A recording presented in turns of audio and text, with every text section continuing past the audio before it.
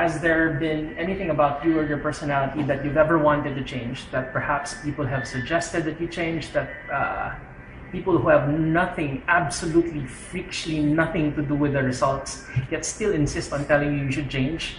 I mean, they won't be affected, and yet they nose in, they dive in, and they push you, and they tell you should change this or that. Well, I've got two things to tell you about change, personal change in particular. First is that the reason why Oprah, why CDs, why books, why videos, why every self-help publishing format, media on the face of planet Earth has not been able to change everybody is, well, I have news for you. The one person, the one thing that's responsible for changing you, for changing who you are, guess what? That's you.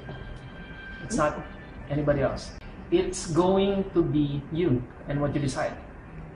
That's what changes things. Now, the second notion, which may piss you off after I just told you that you're responsible for change, guess what? Actually, you're not responsible for change. It's your unconscious mind. The things you believe when you're put on the spot, when you're off guard, the things which limit you, the things which control your automatic decisions, your unconscious mind, your subconscious, your unconscious. That's what's responsible for change. And actually, third thing I might tell you is that, well, change can happen spontaneously. Doesn't matter if everybody else has been telling you that it takes forever to change. Actually, everything else that leads up to the moment of change is just a setup for the change.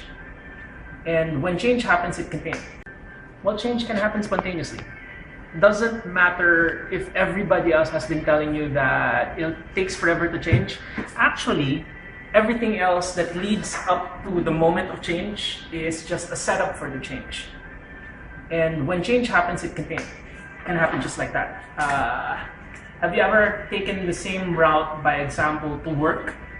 And every single day it takes 45 minutes, and then you take a cab, and then for some strange reason, your uncle cab driver takes just 15 minutes. You get into the same cab again accidentally, incidentally, or perhaps by universe's purpose, and you find that it again takes just 15 minutes, no matter what time of day it is.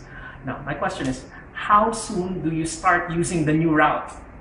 And the answer is, if you're smart, almost immediately, right? I mean, if it works better, why don't you use it immediately? And so there goes the argument that change takes forever. No, if you find something that works fantastically better, why don't you? In fact, it's almost effortless. And everything up to that point has just been the setup, the preparation for the change. And when change happens, it happens just like that. However, it's got to happen at the deepest possible levels. And to reinforce something like that, the fourth thing I might tell you about change is that it takes at least 4 repetitions of something to believe something is true. Somebody tells you about something? No. Somebody pushes you to believe something? No. But if you test it and try it for yourself and you prove consistently it works, not just once. One pole of belief, it'll fall, it's not stable. Not just twice, it's unstable. Not just thrice, it might stand but it's shaky. But if you try it 4 times, it'll stand and withstand any earthquake.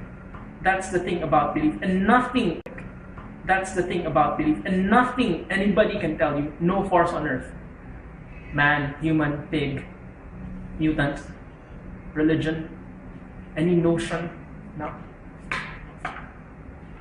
If you've tested it, tried it, proven it for yourself, and nobody's forced it on you, and you believe it from your deepest, your core level, your unconscious, now that's permanent change. And this has been about change, and I hope that helps. Good evening,